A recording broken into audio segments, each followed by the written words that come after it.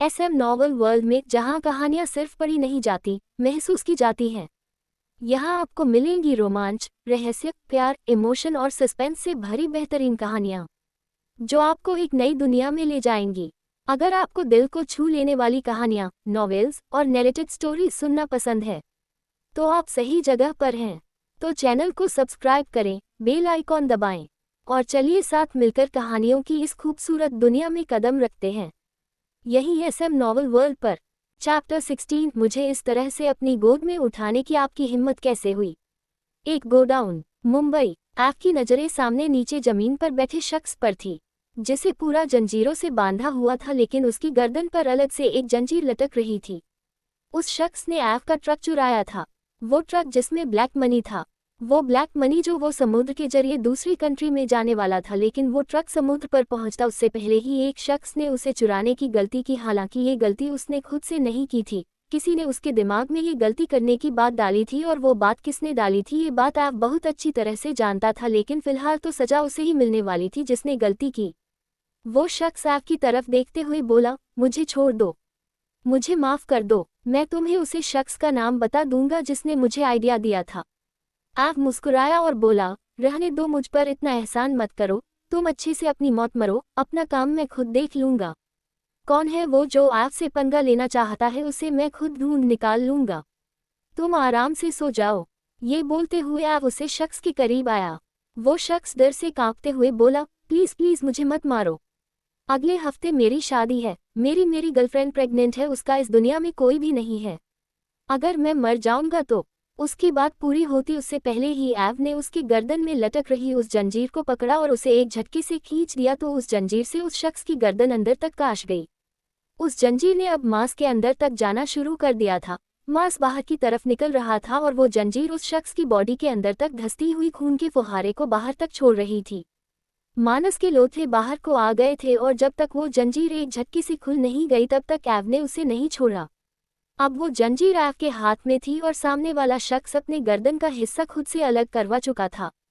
उसका सर एक किनारे पर गिरा हुआ था और उसका धड़ अभी भी जंजीरों से बंधा हुआ था। वो इंसान मर चुका था।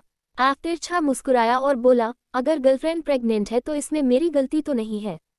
कौन ओम इस्तेमाल कर लेने चाहिए थे, या फिर अब वो भी पूरी दुनिया को मैं बांटता फिरूं। ये बोलते हुए उसकी वो तिरछी मुस्कुराहट और भी ज्यादा लंबी हो चुकी थी। उसने सामने वारिस की तरफ देखा और बोला, ठिकाने लगा देना इसे, और अभी के अभी ट्रक जल्दी से लोकेशन पर भेजो, कुछ ही देर में शिप निकलने वाली होगी। उसकी बात सुनकर वारिस तुरंत बोला, ठीक है बॉस। ये बोलकर वो तुरंत अपने आदमियों को समझाने लगा था कि कौन सा काम कैसे करना है, और ऐव अपनी गाड़ी की तरफ बढ़ गया था। उसके चेहरे पर खून की कुछ बूंदें लगी हुई थी जो उस शख्स को स्वर्ग तक पहुंचाते हुए लगी थी, लेकिन ऐव को इस चीज का एहसास नहीं था, तो उसने अपना चेहरा साफ भी नहीं किया। वो अपनी गाड़ी में बैठा और गाड़ी वहां से वापस द डार्क विलर के लिए निकल गई।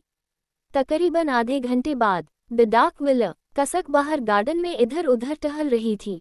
उसे ऐव का इंतजार था। जब से उसने ऐव की बातें सुनी थी वो खुद को रिलैक्स कर ही नहीं पा रही थी। वो अपने रूम में भी गई, लेकिन वहां पर भी उसे चैन नहीं मिला। उसने सोने की कोशिश की पर नींद नहीं आई, तो वो आखिर बाहर गार्डन एरिया में ही आ गई और ऐव का इंतजार करने लगी। जैसे ही उसने ऐव की गाड़ी अंदर आते हुए देखी तो वो तुरंत गाड़ी के आगे ही आकर खड़ी हो गई। ऐव ने एक झटके से ब्रेक लगाए। अगर वो ब्रेक नहीं लगाता तो एक बार फिर से कसक उसकी गाड़ी से उड़ जाती। वो गुस्से से कांपता हुआ गाड़ी से बाहर निकला और कसक के कंधों को पकड़कर बोला, दिमाग कहाँ छोड़कर आए हो तुम, सोनीपत छोड़ आए हो क्या? एक बार फिर से मेरी गाड़ी के आगे आ गई। मेरी गाड़ी से ऑब्सेशन है या फिर मुझसे? उसे देखते हुए कसक एकदम शॉक हो चुकी थी, लेकिन उसकी बातों को सुनकर नहीं बल्कि उसके चेहरे को देखकर जिस पर खून के छींटे लगे हुए थे। वो खोई हुई आवाज में बोली, आपके चेहरे पर ये खून के छींटे, मतलब आपने सच में किसी का खून कर दिया? ऐव उसे गहरी नजरों से देखते हुए बोला, हाँ एक करके आया हूँ, और अगर मैं गाड़ी की ब्रेक नहीं लगाता तो दूसरा अपने आप ही हो जाता, पर आज मैंने अपने हाथों से ये मर्डर होने से रोक दिया। आगे से नहीं रोक पाऊंगा, इसलिए मेरी गाड़ी के सामने मत आना, वरना गाड़ी की ब्रेक लगती भी होगी तो नहीं लगाऊंगा मैं। ये बोलकर उसने एक झटके में कसक को छोड़ा और वहां से जाने लगा, लेकिन अगले ही पल कसक ने उसका हाथ पकड़कर उसे वापस अपनी तरफ खींच लिया।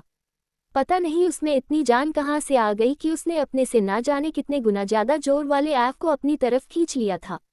ऐव बड़ी बड़ी आंखों से उसे देख रहा था। कसक ने अब उसका गिरेबान पकड़ लिया और गुस्से से चिल्लाते हुए बोली, आप लोग समझते क्या है खुद को? हाँ, क्या समझते आप लोग कि ऐसे ही किसी की जान ले लेंगे? किसी की जान कोई हवा है क्या जो आपने अपने प्लेट में ली और खा लिया? आप सोच भी सकते हैं क्या ऐसे किसी को मारना कितना बड़ा गुनाह है? जिंदगी देने का और लेने का हक सिर्फ और सिर्फ भगवान का होता है। ऐव ने उसके हाथों को अपने गिरेबान से झटका और बोला, लेकिन ऐव की दुनिया में जिंदगी देने और लेने का हक सिर्फ और सिर्फ ऐव का होता है। उसके इशारों पर किसी की जान बख्शी जाती है और किसी की जान ली जाती है। कसक ने एक बार फिर से उसके गिरेबान को पकड़ा और चिल्लाते हुए बोली, लेकिन आप ऐसा नहीं कर सकते। ऐव ने एक बार फिर से उसकी नाजुक सी कलाइयों को अपने हाथों में पकड़ा और उसे गुस्से भरी नजरों से देखते हुए बोला, अब तुम मुझे बताओगी कि मुझे क्या करना है और क्या नहीं? इतनी औकात है तुम्हारी? इस घर में रह रही हो तुम तो तुम्हें क्या लगा कि तुम मुझसे सवाल जवाब कर सकती हो? पंख निकल आया है तुम्हारे, एक पल नहीं लगेगा मुझे काटने में।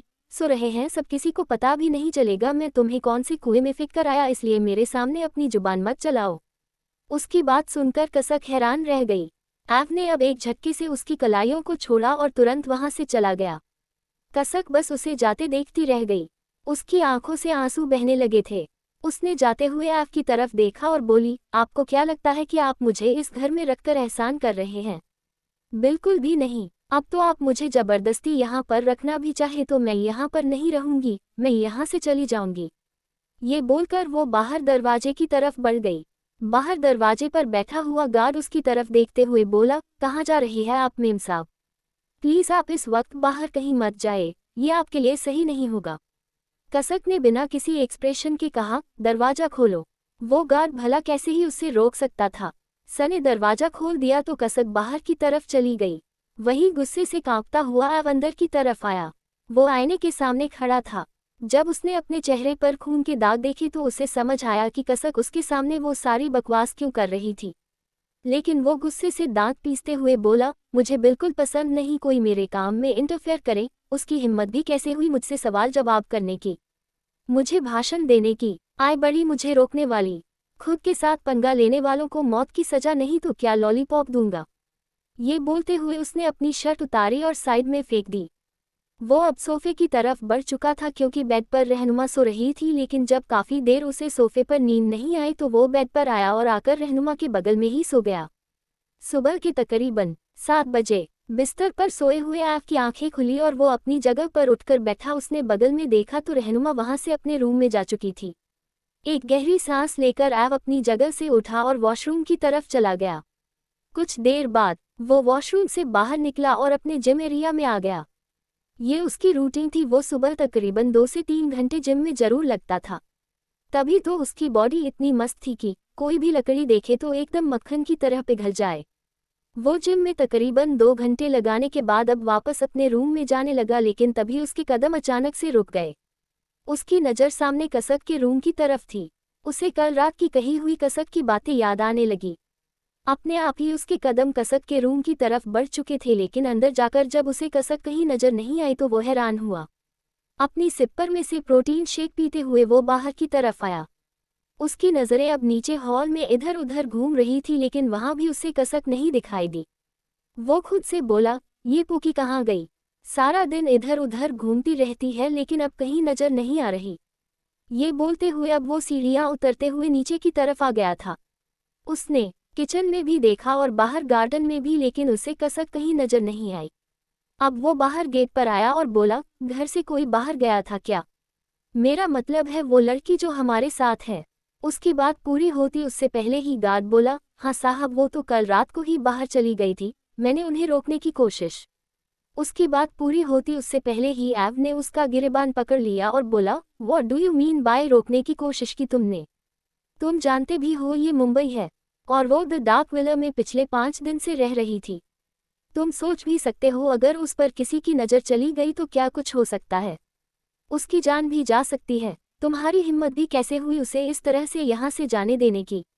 वो गार्ड डर से कांपने लगा और मिमियाते हुए बोला, मुझे माफ़ कर दीजिए मालिक, लेकिन उन्होंने कहा कि वो यहाँ रहना नहीं चाहती। उसकी बात पूरी होती उससे पहले ही एव ने एक झटके से उसे छोड़ और अगले ही पल वो अपनी गाड़ी की तरफ भागा। उसका प्रोटीन शेक भी वहीं नीचे जमीन पर गिरा हुआ था। वो अपनी गाड़ी में बैठा और गाड़ी द डार्क विलर से बाहर निकल गई। उसका हाथ अपने माथे पर था और उसे समझ नहीं आ रहा था कि वो कसक को ढूंढे तो ढूंढे कहाँ। पर अभी उसकी गाड़ी तकरीबन 1 किलोमीटर ही आगे आई थी कि उसे एक लड़की सड़क के किनारे दीवार से लगी सोई हुई दिखाई दी। उसने अपना चेहरा अपने घुटनों में छुपाया हुआ था। बिना उस लड़की का चेहरा देखकर ही एव पहचान सकता था कि वो लड़की कोई और नहीं कसक ही हो सकती है। वो तुरंत कसक के पास आया और अगले ही पल उसने उसे अपनी गोद में उठा लिया। जैसे ही उसने कसक को गोद में उठाया, कसक ने अपनी आंखें खोली। एव गुस्से से उसकी तरफ देखते हुए बोला, तुम्हारी हिम्मत कैसे हुई विला से यहाँ आने की? कसक ने जोर से उसके सीने पर अपना हाथ मारा और बोली, चुप रहो। मुझे इस तरह से अपनी गोद में उठाने की आपकी हिम्मत कैसे हुई? एव दांत पीसते हुए बोला, गोद में छोड़ो, यही नीचे जमीन पर पटक दूंगा और फिर वो सब कर दूंगा जो तुम सोच भी नहीं सकती। बकवास मत किया करो मेरे सामने, 2 फुट की हो नहीं, जुबान 5 फुट की चलाती हो। कसक मुंह बनाते हुए बोली, पूरी 5 फुट 7 इंच हाइट है मेरी। एव तुरंत बोला, मुझसे तो छोटी होना, मेरे नीचे दब जाओगी तो किसी को दिखाई भी नहीं दोगी, किसी को कुछ पता नहीं चलेगा हम दोनों के बीच हो क्या रहा है। उसकी बात सुनकर कसक के चेहरे का रंग सा उड़ गया। उसने तुरंत अपना चेहरा दूसरी तरफ घुमा लिया। वो एव से नजरें चुराने की कोशिश कर रही थी और एव उसे गाड़ी तक ले आया। उसने लगभग से कसक को गाड़ी के अंदर पटका। कसक अपनी कमर पर हाथ रखते हुए बोली, आराम से नहीं बिठा सकते हो क्या? एव ने गुस्से से उसकी तरफ देखा और बोला, क्यों नहीं तुम्हें अपनी गोद में लेकर बैठ जाता हूँ। कहो तो बाहर से दूध की बोतल भी ले लूँ, वो पिलाते हुए विला में ले चलूंगा। कसक ने अजीब से नजरों से उसे देखा। एव ड्राइविंग सीट पर बैठा और अगले ही पल उसने गाड़ी स्टार्ट कर दी। कसक गाड़ी का दरवाजा खोलते हुए बोली, मुझे तुम्हारे साथ कहीं नहीं। उसकी बात पूरी होती उससे पहले ही एव ने उसका हाथ पकड़कर उसे अपनी तरफ खींचा।